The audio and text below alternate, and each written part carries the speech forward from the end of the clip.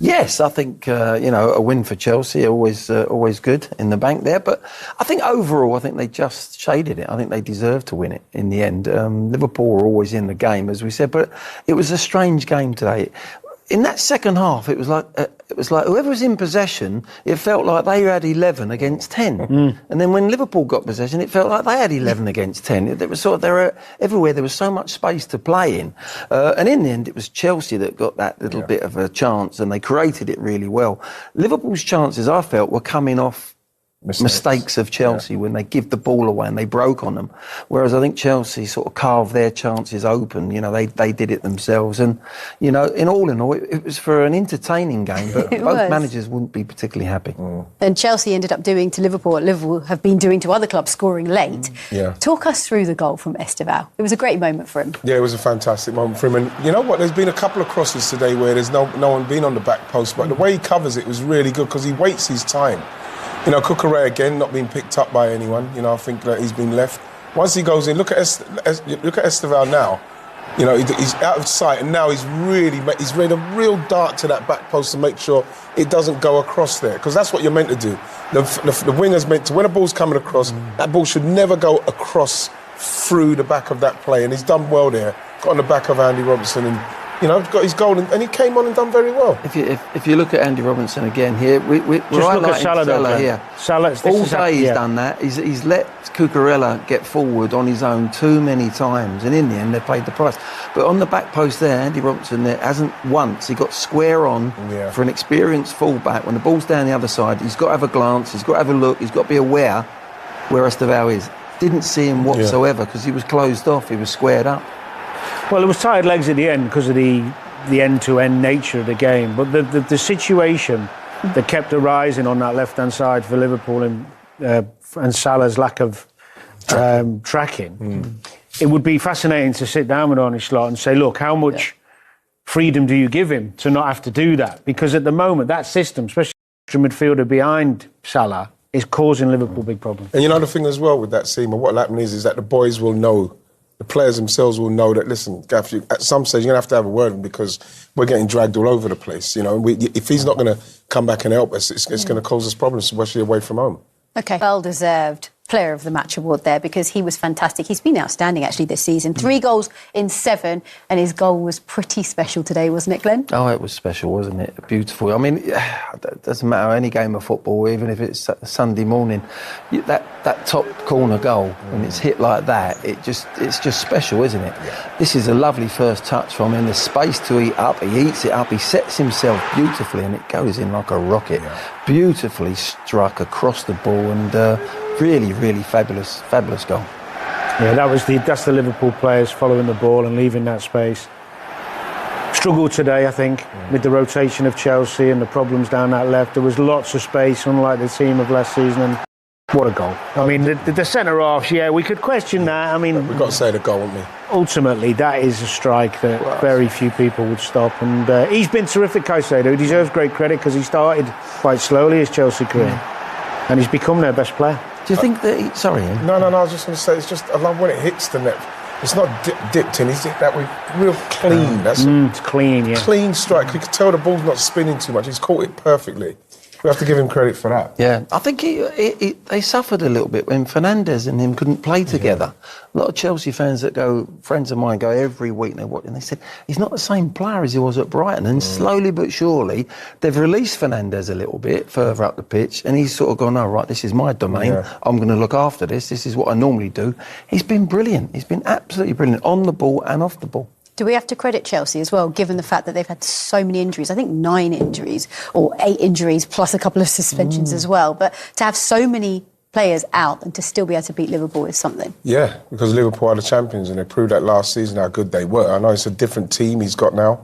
But, you have to say that Chelsea get a lot of credit simply because you could see that it's a Liverpool side that you can get at.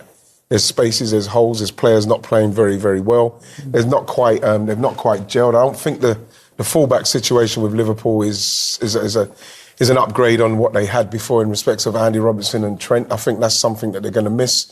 you know, in respects of the Kirkes and maybe Frimpong, what's going to happen. So that once they get that sorted, the midfield at some stage, you have to feel at the moment it's not quite working with what's going on. Salah, with his lack of tracking back, and you know, up front, Isak's got to get himself going. Wirtz has got to get. So there's a lot of things that still need to like boil up properly in the pot, and so they can start doing what they need to do. And I must say, 7 out of the bottom half have not played this match week. So it could look a little bit different by the close of tomorrow. But you can see Burnley, West Ham and Wolves struggling at the bottom there. Wolves, the only team in the league to have not won a game this campaign. Let's take you to the top half then. And there is a significant change with Arsenal, who top the table. 16 points from 7 games played. They are 1 point ahead of Liverpool. Spurs in third, and then Bournemouth, Palace, Chelsea, Sunderland up to 7. You've got to say, Bournemouth, Crystal Palace and Sunderland, what a season those 3 clubs are having. Right, there is so much to talk about after what... It's amazing how quickly things can turn around. There was a bit of pressure on Maresca. There was a lot of negative talk around Chelsea.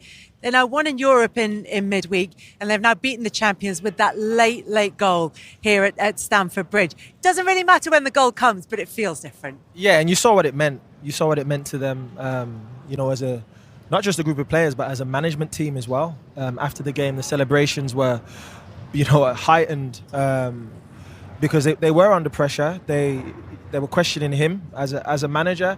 The players, they've dealt with a lot of injuries, the circumstances. They were at the Club World Cup, and the start of the season wasn't ideal for them. I think that performance today, this evening, will give them a hell of a lot of confidence. They will come out of this game understanding that they're capable of putting in performances like that, but they've got to now consistently do that. That's what they're missing. The next step is to replicate performances like tonight, game after game after game. And even if the point now is to be consistent with those performances, Jamie, does the fact that they were able to put that performance in today suggest that it is coming? Because the question for Chelsea for a couple of years now has been, when are they going to deliver on the potential? Is this a sign that they're getting there, that they're further down that road? Well, it's more of a sign that they've got real character, Kelly, because they had to really suffer today. You know, when Liverpool come back to 1-1, Cody Gakpo's goal, you could only really see one winner. Then you lose Badia Shield, and you lose Achimpong, and then you're thinking, OK, what's my back four? How am I going to hang on to a point? And in that last 15 minutes, when the game was just all of a sudden turned, and I look at characters and I think, who's the person that didn't? I look at Enzo Fernandez, and he's not always been my favourite player at Chelsea. When he first came, I was thinking, where do you fit him in? But when they didn't have Cole Palmer today, someone had to step up and be the talisman. Someone had to take the ball under pressure. Someone had to make that final pass.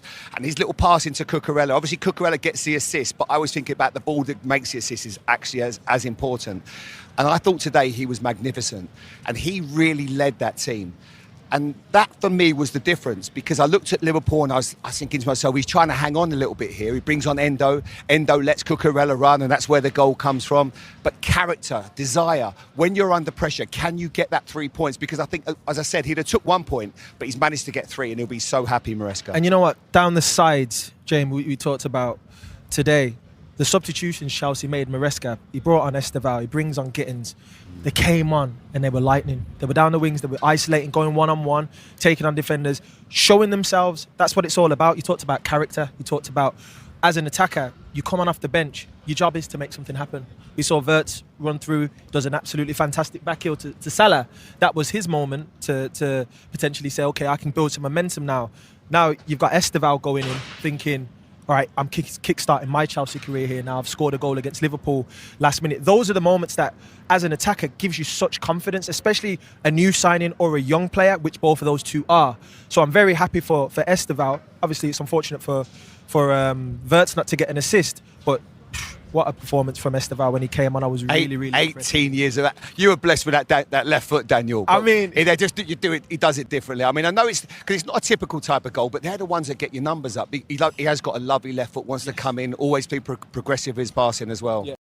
Liverpool crashed to a third successive defeat as Estevao Willian's last gasp strike condemned the spluttering Premier League champions to a 2-1 defeat against Chelsea on Saturday. Onslaught's side were rocked by Estevao's close-range finish in the final seconds at Stamford Bridge after Cody Gakpo's second-half equaliser had cancelled out Moises Caicedo's brilliant opener for the Blues. After making a perfect start to the season with 7 wins in all competitions, including 5 in the Premier League, Liverpool have suffered an unexpected blip with shock defeats at Crystal Palace, Galatasaray and Chelsea. Having lost to Palace in the closing moments last weekend, this was another agonising blow for Liverpool, who had made a habit of scoring late winners themselves in the early weeks of the season. Those late goals had papered over the cracks as Liverpool struggled to gel following Slot's close season spending spree.